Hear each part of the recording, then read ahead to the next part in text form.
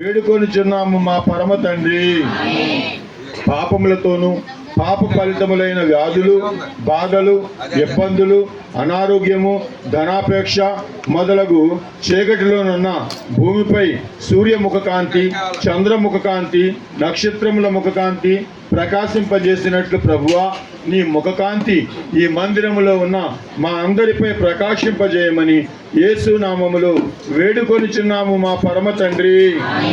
భూతములు చెలరేగుచు నీ రక్షణ కార్యమునకు భిన్నమైన పనులు చేయుటను బట్టి మత భేదములతోనూ సిద్ధాంత భేదములను బట్టి వివాదముతోనూ ప్రపంచము చీకటైనది కనుక నీ ముఖకాంతి ఈ ప్రపంచంపై ప్రకాశింపజేయమని యేసు నామములో వేడుకొనుచున్నాము మా పరమ తండ్రి. నీ సంఘము నీవిచ్చిన వాక్యము అపార్థము చేసుకుంటున్న బట్టి వాక్యముపై ఒక రీతిగా చీకటి క్రమ్మినను చివరి గ్రంథమగు ప్రకటన గ్రంథం మీద నీవు లైట్ వేసి అందున్న మర్మములు లోకమునకు బయలుపడినట్లు నీ ముఖకాంతి ప్రకాశింపజేయమని యేసు నామములో వేడుకొనుచున్నాము మా పరమ తండ్రి. అధికమైన చీకటి కార్యములు నీ రాకడ ముందు జరుగుచున్నందున నీ వాక్యములోని అనేక వచనముల యొక్క నిజార్థము నీ సంఘమునకు తెలియటం లేదు. నీ ముఖకాంతి ప్రకాశింపజేయటం వలన నీ వాక్యార్థము బయలుపడిన గనక అయ్యా, నీ వాక్యముపై నీ ముఖకాంతి ప్రకాశింపజేయమని యేసు నామములో వేడుకొనుచున్నాము మా పరమ తండ్రి.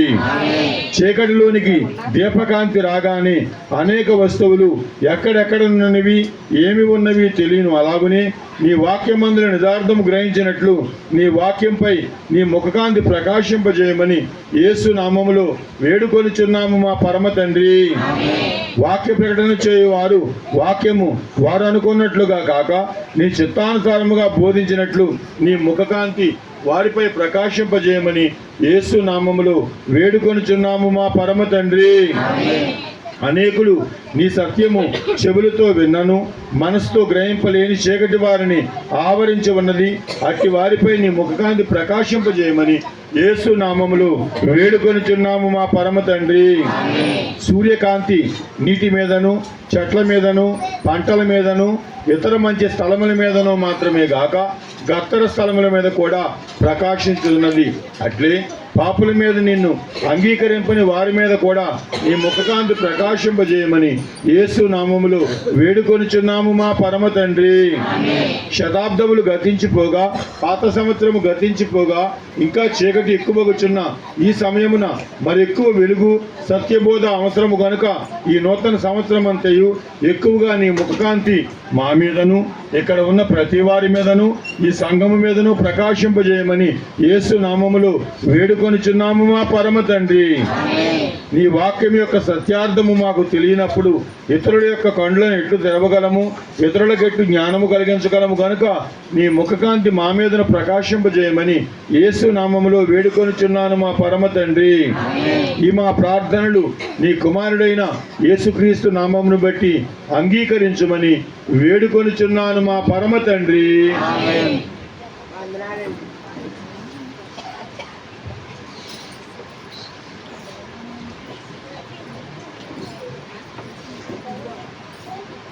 దేవుని పిల్లలారా, వాక్యాన్ని మనము చదువుకుందాం. నూతన సంవత్సరంలోకి దేవుడు మనల్ని ప్రవేశపెట్టాడు. నూతన ఆరంభాన్ని మనకు దయచేశాడు. నూతన జీవితాన్ని మనకు ప్రభు అనుగ్రహించాడని ప్రభు పేరట మీకు మనవి చేస్తూ ఉన్నాము. ఈ నూతన సంవత్సరంలో దేవుడు కొన్ని మార్చమని చెబుతూ ఉన్నాడు. ఈ నూతన సంవత్సరంలో దేవుడు ఏం చెబుతూ ఉన్నాడు? కొన్ని విషయాల్లో మనము మార్పు చెందాలని దేవుడు చెబుతూ ఉన్నాడు. అయితే దాన్ని మనం చూద్దాం. 2వ కొరింథీయులకు రాసిన పత్రిక 5వ అధ్యాయము 15వ వచనాన్ని మనం చదువుకుందాం. పౌలు కొరింథీ సంఘముతో ఏం మాట్లాడుతున్నాడో చూద్దాం. తమ నిమిత్తము మృతి పొంది తిరిగి లేచిన వారి ఆయన అందరి కొరకు మృతి పొందినని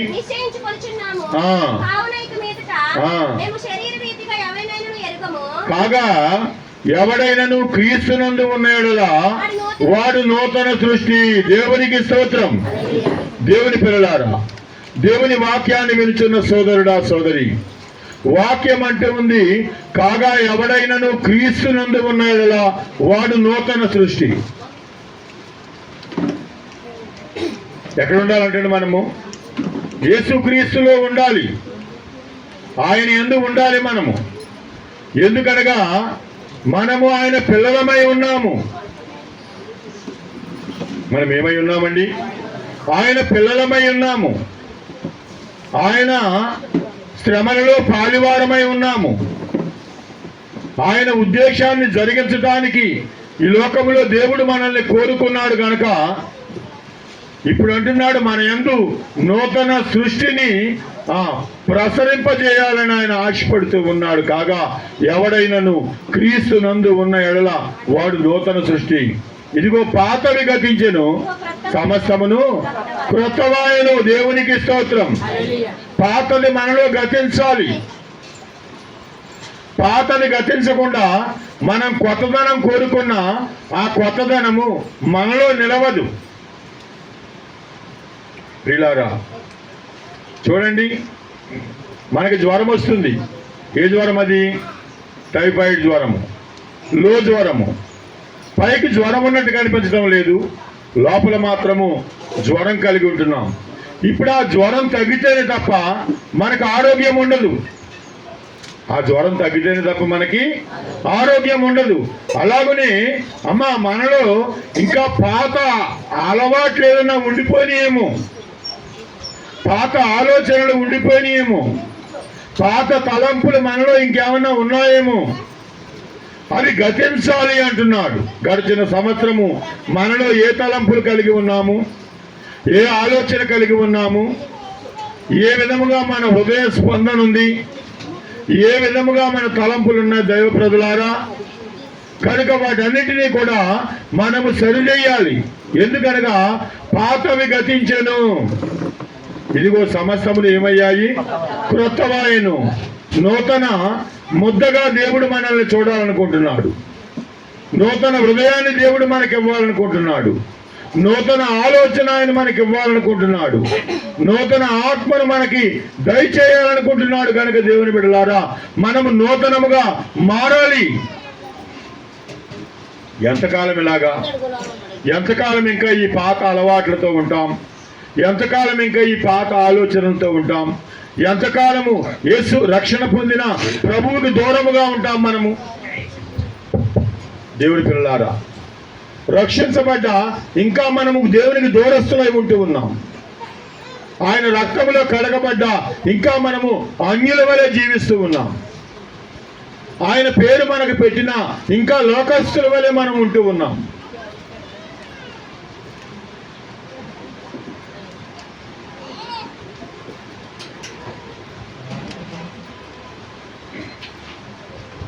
దేవుని పిల్లలారా, ఆయన పేరు మనకు పెట్టిన ఇంకా మనము లోకస్తుల వలె ఉంటూ ఉన్నాం. ఎందుకు మనం మారలేకపోతూ ఉన్నాం? ఎందుకు మనం మార్పును చూపించలేకపోతూ ఉన్నాం? ఎందుకు ఇంకా పాతది మనలో ఉండిపోతూ ఉంది? ఎందుకు దాన్ని పూర్తిగా మనం విడిచిపెట్టలేకపోతున్నాము? దేవుని పిల్లలారా గమనించాలి. ప్రభు ఇదే మనతో హెచ్చరిక చేసి మాట్లాడుతూ ఉన్నాడు. మొదటి పేతురు రాసిన పత్రిక 4వ అధ్యాయము 3వ వచనములో పేతురు ఏమన్నాడు చూద్దామండి. మొదటి పేతురు రాసిన పత్రిక అల్లరితో కూడిన ఆటపాటలు, తాగుబోతుల విందులు,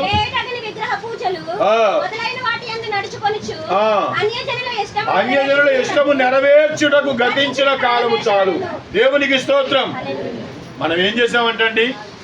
అన్యజనుల యొక్క ఇష్టాన్ని మనం నెరవేర్చాం. అంతే కదమ్మా, అంతే కదా. అయ్యి బాబా వాళ్ళు ఏమనుకుంటారు వెళ్ళకపోతే, వాళ్ళతో కలవకపోతే వాళ్ళు ఏమనుకుంటారు? అమ్మా వాడి దగ్గరికి వెళ్ళి కనిపించి రాకపోతే వాళ్ళు ఏమనుకుంటారు? వాళ్ళతో నుంచోకపోతే వాళ్ళు ఏమనుకుంటారు? అన్యజనుల ఇష్టాన్ని నెరవేర్చాం మనం దేవుని పిల్లలమై ఉండి, విశేషముగా రక్షించబడి, మరీ విశేషముగా ప్రభు యొక్క రక్తము చేత మనము కడగబడి, ఇన్ని అర్హతలు మనకున్నా మనము చేసినటువంటి కార్యాలు ఏంటంటే వారు ఏమనుకుంటారో అని చెప్పి వీళ్ళని గమనించాలి. వారి ఇష్టాన్ని మనము నెరవేర్చాము. పేతురు అన్నాడు, ఇంక చాలు, ఎప్పటి వరకు మీరు ఆయన ఇష్టాన్ని నెరవేర్చారు, వారి ఇష్టాన్ని నెరవేర్చారు, ఇక సరిపోతుంది. మీ హృదయాలు మారాలి, మీలో ఉన్న ఆ పులిపిండి తొలగాలి అంటున్నాడు పేతురు. దేవుని బిడ్డలారా గమనించాలి. వాక్యాన్ని వినుచున్న సోదరుడా సోదరి, అన్యజనుల ఇష్టాలను మనం నెరవేరుస్తూ ఉన్నాం. ఎప్పటికి కూడా రక్షణ పొంది అనేకులు అన్యజనుల యొక్క ఇష్టాన్ని నెరవేరుస్తూ ఉన్నారు.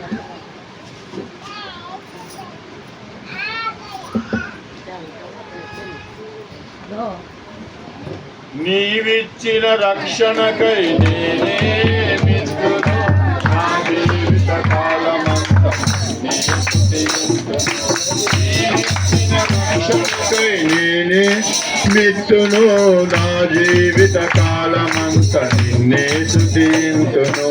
నా దేవా నీ ప్రేమ ఇలలోనా తరగనిది, నా దేవా నీ ప్రేమ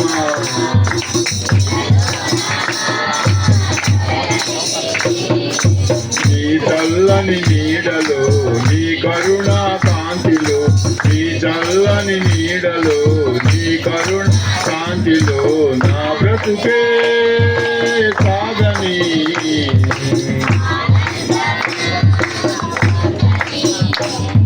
Happy Christmas. Merry Happy Christmas. Happy Merry Christmas. Sweet New Year. Hot sweet New Year. Wonderful New Year. Beautiful New Year.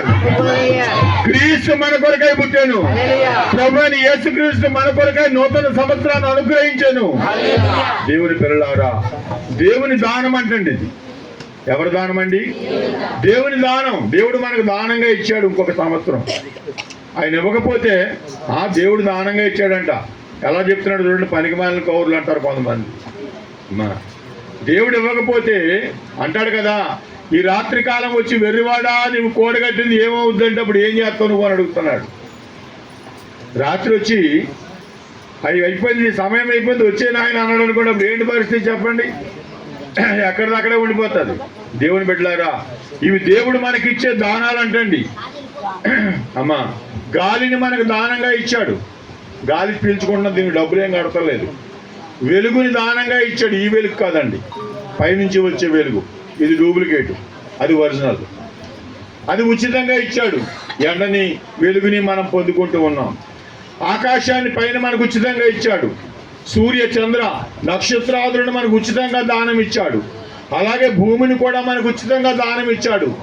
ఇవన్నీ దేవుడు మనకిచ్చినటువంటి దానాలు అంటండి. ఏంటమ్మా?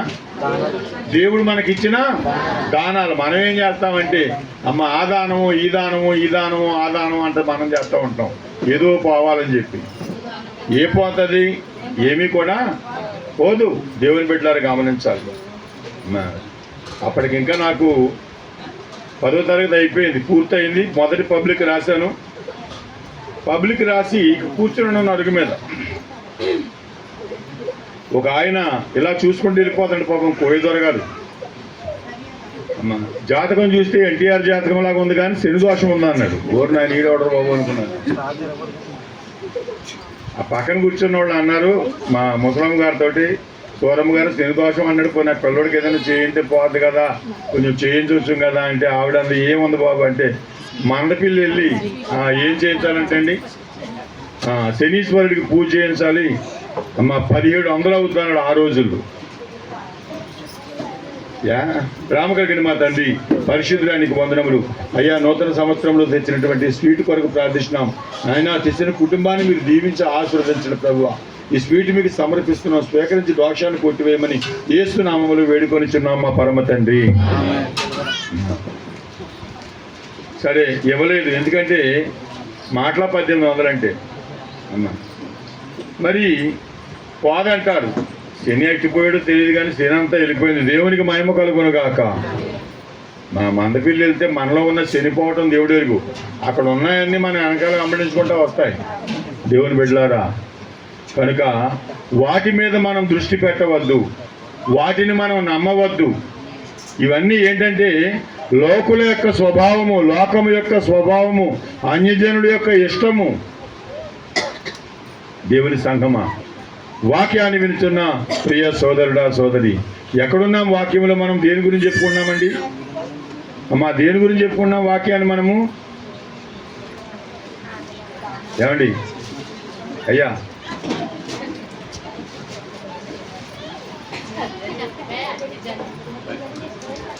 ఏ ప్రభావతేది ఎక్కడుంది? మరి దేని గురించి చెప్తున్నాం వాక్యం? అన్యాయం గురించే. మరి దేని గురించి అన్నప్పుడు వాక్యం చదవాలి కదమ్మా. అయ్యి బాబు, వాళ్ళిద్దరు మొహమ్మకాలు చేసుకున్నారంట. వాళ్ళిద్దరిని కొంచెం దూరంగానే వాటిని వదిలిపోతుంది. దేవుని పిల్లలాడ గమనించాలి. వాక్యాన్ని వినుచున్న సోదరుడా సోదరి, అయితే వాక్యాన్ని చూద్దాం ఏం చెప్తుందో. అమ్మ చదవండి అమ్మ వాక్యాన్ని.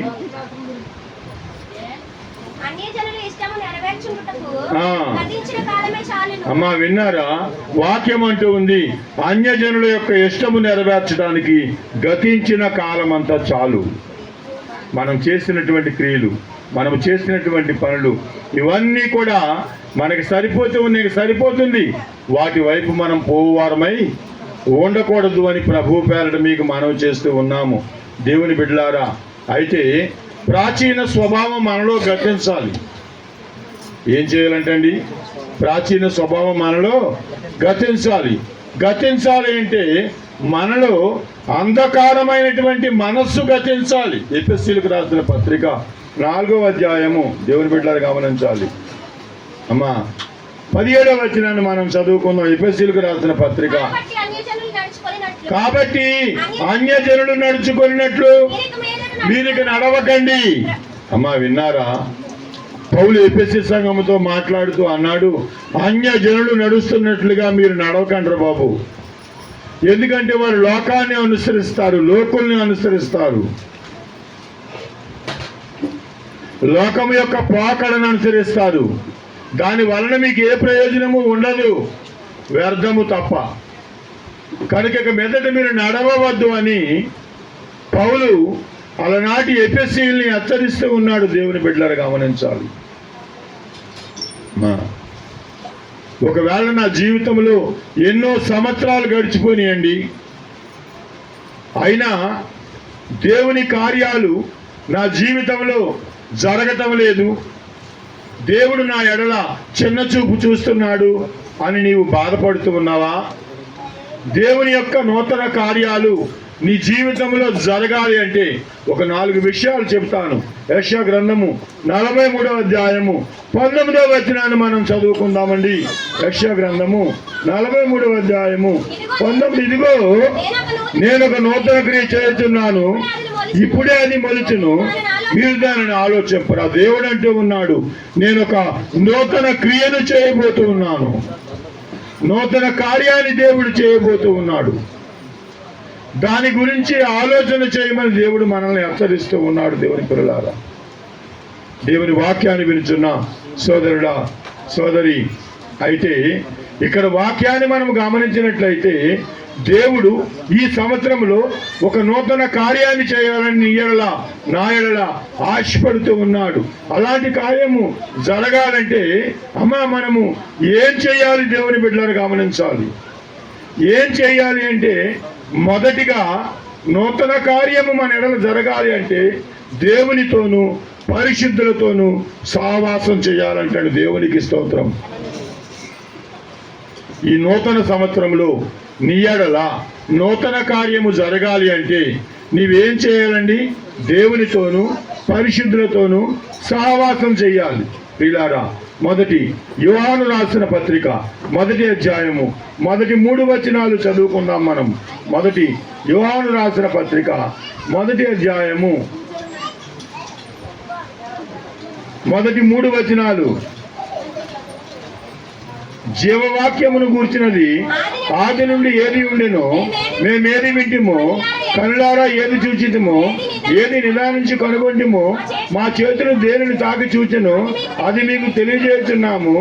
ఆ జీవం ప్రత్యక్షమాయను, తండ్రి యొద్ద ఉండి మాకు ప్రత్యక్షమైన ఆ నిత్య జీవమును మేము చూసి ఆ జీవమును గూర్చి సాక్ష్యము చెప్పుచున్నాము. 3వ వచనములో అంటాడు, మాతో కూడా మీకు సావాసము కలుగునట్లు మేము చూసిన దానిని విన్న దానిని మీకు తెలియజేయుచున్నాము.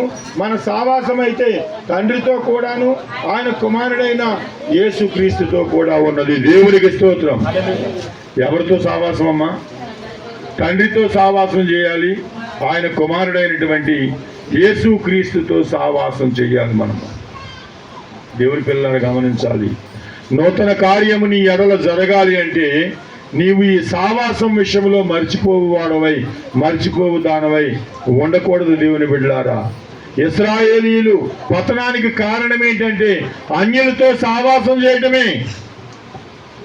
ఇశ్రాయేలీయులు పతనానికి కారణం ఏంటంటే వారు అన్యులతో సావాసం చేయటం మొదలుపెట్టారు. అన్యుల ఆచారాల్ని అభ్యసించడం మొదలుపెట్టారు. ఆకాశమందు కనపడే చిహ్నాలకి భయపడటం మొదలుపెట్టారు వాళ్ళు. దేవుని బిడ్డలు గమనించాలి. అయితే వాక్యం అంటుంది లోక స్నేహం దేవునితో వైరం అంటండి. ఎవడు లోకముతో స్నేహము చేయగోరునో వాడు దేవునికి విరోధి. సామెతల గ్రంథము 13వ అధ్యాయము 20వ వచనాన్ని మనం చదువుకుందాం సంగమా. అమ్మా విన్నారా? జ్ఞానుల సహవాసం చేసేవాడంటండి జ్ఞానవంతుడు అవుతాడు. మూర్ఖులతో సహవాసం చేసేవాడు ఏమవుతాడంటండి? చూసారా, మనం ఎవరితో జతకాడుతున్నామో అదే ప్రాముఖ్యం సుమా. మన పిల్లలు ఎవరితో స్నేహం చేస్తున్నారో అదే ప్రాముఖ్యము. చెడ్డవాడితో స్నేహం చేస్తే వీడు కూడా అదే విధంగా తయారవుతాడు. మంచివాడితో స్నేహం చేస్తే వాడు కూడా మంచివాడుగానే మారుతాడు. జ్ఞానవంతుడితో స్నేహం చేస్తే వాడు కూడా జ్ఞానాన్ని నేర్చుకుంటాడు. కనుక మనం ఎవరితో స్నేహం చేస్తున్నాం, మన పిల్లలు ఎవరితో స్నేహం చేస్తున్నారు, ఇది చాలా ప్రాముఖ్యము. అయితే దేవుని బిడ్డలారా, మరియు అపోస్తల కార్యములు 2వ అధ్యాయము 42వ వచనాన్ని మనం చదువుకుందాం. అపోస్తల కార్యములు 2వ అధ్యాయము దేవుని బిడ్డలారా 42. వందనాలు అమ్మ.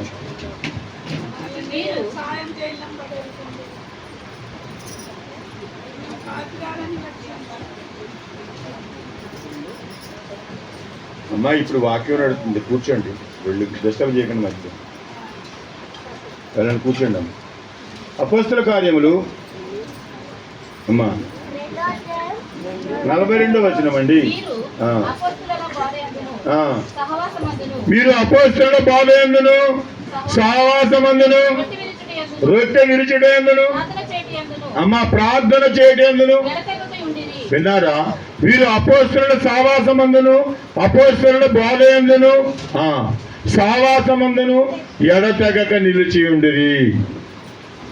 యేసు ప్రభు శిష్యులు వీళ్ళారా మేడగదిలో కూడుకున్నవారు వీళ్ళందరూ ఎలా ఉన్నారంటే అపోస్తలులు దేవుడు ఏర్పరచుకున్నటువంటి ఆ 12 మంది సావాసముతో కలిసి ఉన్నారంటండి. మనం ప్రార్థనలతో సావాసం చేసామనుకోండి, ఏం చేస్తాం చెప్పండి? ఎక్కడ ప్రార్థన ఉంటే అక్కడికి వాళ్ళతో పాటు వెళ్తాం. ఎక్కడ ప్రార్థనా సమయం అయితే అప్పుడు గబగబా ప్రార్థనకు వస్తాం మనం. అదే లోకం వాళ్ళతో సావాసం చేసామనుకోండి, మన పక్కన ప్రార్థన జరుగుతున్నా సరే మన మనసు ప్రార్థనకి వెళ్ళనీయదు. దేవునికి స్తోత్రం. వెళ్ళబుద్ధి కాదు, ఎందుకు వెళ్ళడం అనిపిస్తుంది. ఎందుకంటే అమ్మ నీకు కలిగినటువంటి సావాసము, నువ్వు చేస్తున్నటువంటి సావాసాన్ని బట్టి దేవుని బిడ్డలారా గమనించాలి. వాక్యాన్ని వినుచున్న సోదరుడా సోదరి, అయితే 1 కొరింథీయులకు రాసిన పత్రిక 7వ అధ్యాయము 24వ వచనాన్ని మనం చదువుకుందామండి. 1 కొరింథీయులకు రాసిన పత్రిక.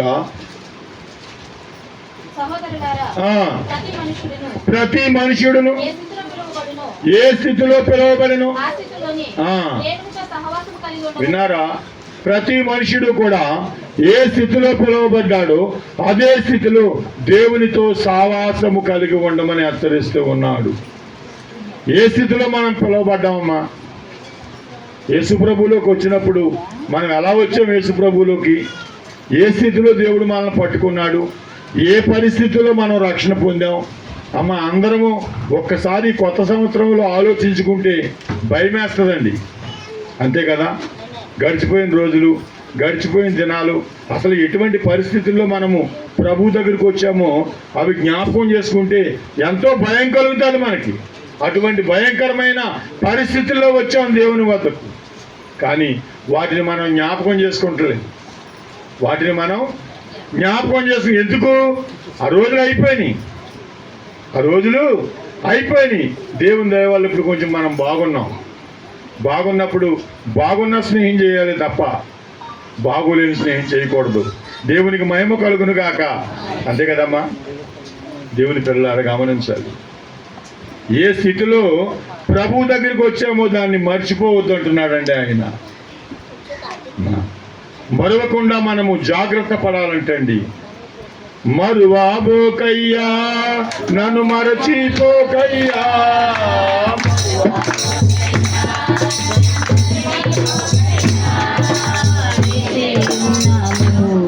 కనిపెట్టి ఉన్నాము, వేచి ఉన్నాము, కనిపెట్టి ఉన్నాము. ఓ నాన్న నిన్నే ఆరాధించునయా, యేసయ్యా నిన్నే ఆరాధించునయా. ఓ నాన్న నిన్నే ఆరాధించునయా, యేసయ్యా నిన్నే ఆరాధించునయా. అమ్మవు నీవయ్యా, నా నాన్నవు నీవయ్యా. అమ్మవు నీవయ్యా, నా నాన్నవు నీవయ్యా. తోడు నీవయ్యా, నా నీడ నీవయ్యా. తోడు నీవయ్యా, నా నీడ నీవయ్యా. ఓ నాన్న నిన్నే ఆరాధించునయా, యేసయ్యా నిన్నే ఆరాధించునయా. Very happy new year. Sweet new year. Sweet new year.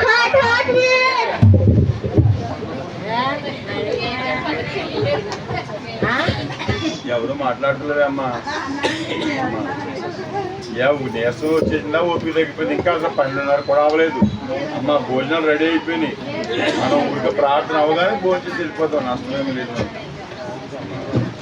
దయచేసి ఈరోజు కొత్త సంవత్సరం, ప్రభు మీకు వాగ్దానం ఇచ్చే రోజు. గడిచిన సంవత్సరం అంతా దేవుడు ఏ వాగ్దానం ఇచ్చాడో తెలియదు, కానీ ఆ వాగ్దానాన్ని మీరు ఎత్తిపట్టి దేవుని దగ్గర ప్రార్థన చేస్తూ ఉన్నారమ్మా. ఆ నెరవేర్పు కొరకు అలాగే ఇలాగా మరి ఎంతమందికి మీ వాగ్దానాన్ని ప్రభు నెరవేర్చాడు. అలాగే నూతన సంవత్సరంలో మరి ఒక నూతన వాగ్దానంతో దేవుడు మిమ్మల్ని మనలందరినీ తృప్తిపరచబోతూ ఉన్నాడు కనుక ఆ నూతన వాగ్దానం కొరకు మనం ఆశతో ఎదురు చూడు వారమై ఉండాలంటే ఎంత సమయమైనా సరే ఆయన కొరకు ఎదురు చూడాలంటే మనం దేవుని బిడ్డలు గమనించాలి. ఎదురు చూస్తే ఏంటి చెప్పండి అమ్మా? ఎదురు చూస్తే ఏం జరుగుతుంది? ఆశీర్వాదం జరుగుతుంది. ఎదురు చూస్తే ఏం జరుగుతుంది? ఆశీర్వాదం జరుగుతుంది. దేవునికి స్తోత్రం. మా మేనేజర్ పాలస్తీనివాడు, ఆయన హాస్పిటల్లో పెట్టారు. మా ఊళ్ళో ఎవరో పోలేదు చూడటానికి. నేను ఒక్కడే పోయాను, చూసొద్దాం కదా అని. 1 గంట అయిపోయింది. అండ్ నిద్రపోతున్నాడు, నడుస్తుంది. నిద్రపోతున్నాడు, లెగ్గొడతా కుదరదంది. గుమ్మంకాడ నిలబడి ఉందని చేతులు కట్టుకుని 1 గంట అయిపోయింది, 2 అయిపోయింది, 3 అయిపోయింది, 4ంటికి లేచాడండి. లేచి ఇలా చూసి ఎప్పుడు వచ్చావు అన్నాడు. నడుస్తుంది. ఇప్పటికి 4 గంటల మధ్య నిలబడి ఉన్నాడు నీ కోసం అన్నాడు.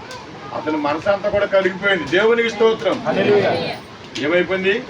అతని మనసు అంతా కరిగిపోయి పాపం చాలా బాధపడ్డాడు. అయ్యో నా కోసం 4 గంటల సేపు వెయిటింగ్ చేసావు నువ్వు అని చెప్పి బాధపడ్డాడు. ఆరోగ్యం బాగానే ఉందన్నాడు. నువ్వు వెళ్ళిపోయి భోంచే వెళ్ళి ముందని డబ్బులు తీసి ఇచ్చాడు. అమ్మ వచ్చేసాం. తర్వాత సెలవుకు పెట్టాను. 6 నెలలు సెలవు కొట్టాడు. దేవునికి స్తోత్రం. 2 నెలల కన్నా ఎక్కువ పడ్డాడు. అది మనసు కరిగిపోయి ఏం చేయడంటాడు? 6 నెలలు సెలవు ఇచ్చేది ఏదంటాడు. దేవుని పిల్లారా, దేవుని విషయంలో కూడా మనము కూడా ఓర్పు కలిగి ఉన్నప్పుడు ఆయన మనసు కరుగుతుంది. నా కోసం నా పిల్లలు ఎంత ఎలాగ ఎదురు చూస్తారని మనసు కలుగుతుంది. దేవుని పిల్లలు గమనించాలి. ఏం చెప్పుకున్నామండి మనము? అమ్మ, మొదటిగా నూతన కార్యం జరగాలంటే దేవునితోనూ పరిశుద్ధులతోనూ సహవాసం చేయాలి. ఏమండి వీళ్ళారా? రెండో విషయం చెప్తే నేను మానేస్తాను. రెండవదిగా ఎల్లప్పుడూ కృతజ్ఞత కలిగి జీవించాలంటండి. నూతన కార్యం నీ ఇంట్లో జరగాలి అంటే, నీ జీవితంలో జరగాలి అంటే కృతజ్ఞత కలిగి జీవించాలి. కొలసి రాసిన పత్రిక 4వ అధ్యాయము 4వ వచనాన్ని మనం చదువుకుందాం. కొలసి 4:4. సాధనయందు నిలకడగా ఉండి అమ్మా చూడండి ఏం చెప్తున్నాడు పౌలు. ప్రార్థన యందు నిలకడ కలిగి ఉండి కృతజ్ఞత గలవారే కృతజ్ఞత గలవారై. దానియందు మెలకువగా ఉండుడి. విన్నారా? ప్రార్థనలో నిలకడ కలిగి ఉండాలంటండి. అమ్మా చాలా మంది ప్రార్థన చేస్తారు కళ్ళు తెరిచి, పక్కోడు ఏం చేస్తున్నాడు, వెనకోళ్ళు ఏం చేస్తున్నారు, వాళ్ళు ఏం చేస్తున్నారు, ఏళ్ళు ఏం చేస్తున్నారని ఏళ్ళొంక మనం చూస్తూ ఉంటాం. అక్కడ ప్రార్థనలో ఒకళ్ళు వంక చూడవలసిన పని మనకి ఏంటి చెప్పండి? నువ్వు ఏకాగ్రత కలిగి ప్రార్థన చేయాలి, ఏకదృష్టి కలిగి ప్రార్థన చేయాలి. అలా చేస్తూ ఉన్నప్పుడు దేవానుగ్రహం నీ మీదకి వస్తుంది. అంతే తప్ప మనం కళ్ళు తెరిచి చూసి అటు ఇటు చూసి ప్రార్థన చేస్తూ ఉంటే అది ప్రార్థన ఎక్కడికి వెళ్తుంది, దృష్టి ఎక్కడ ఉంటుంది? దేవుని బిడ్డలారా గమనించండి. వాక్యాన్ని వినిచిన సోదరుడా సోదరి అయితే ఇక్కడ వాక్యం ఏం చెప్తుందో చూద్దాం. చదవండి అమ్మా. మరియు నేను ఆ. బంధకములలో ఉంచబడుటకు మరియు మొదటి దశలోనికి రాసిన పత్రిక 5వ అధ్యాయము 16వ వచనాన్ని మనం చదువుకుందాం. పౌలు ప్రతి విషయమునందును కృతజ్ఞతాస్తుతులు చెల్లించుచు విన్నారా?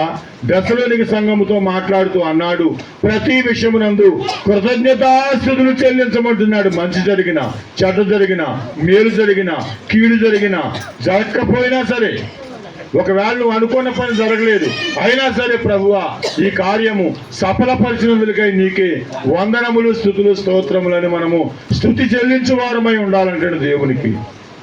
ప్రతి విషయమునందు కృతజ్ఞతాస్తుతులు చెల్లించమంటూ ఉన్నాడు దేవుడు. దేవుని బిడ్డలారా గమనించాలి. వాక్యాన్ని వినుచున్న సోదరుడా సోదరి చదవండి అమ్మా. ఇలాగు చేయుట ఈ విషయంలో దేవుని చిత్తము. విన్నారా? ఇలాగు చేయుట దేవునికి అది అనుకూలమైనటువంటి యాగం అంటండి, దేవునికి ఇష్టమైన యాగము. కనుకని దైవ ప్రజలారా అనుదినము కూడా ప్రతి విషయమునందు మనము ఆయనకు స్తుతి చెల్లించే వారమై ఉండాలి అని ప్రభు పేరట మనవి చేస్తూ ఉన్నాను. దేవుని కార్యాలు నీ ఎడల నూతనముగా జరగాలి అంటే దేవునితో, పరిశుద్ధులతో సావాసం కలిగి ఉండండి. రెండవదిగా దేవుని కార్యాలు నీ ఎడల నూతనముగా జరగాలి అంటే ఎల్లప్పుడూ కూడా కృతజ్ఞత కలిగి మనము జీవించు వారమై ఉందాం.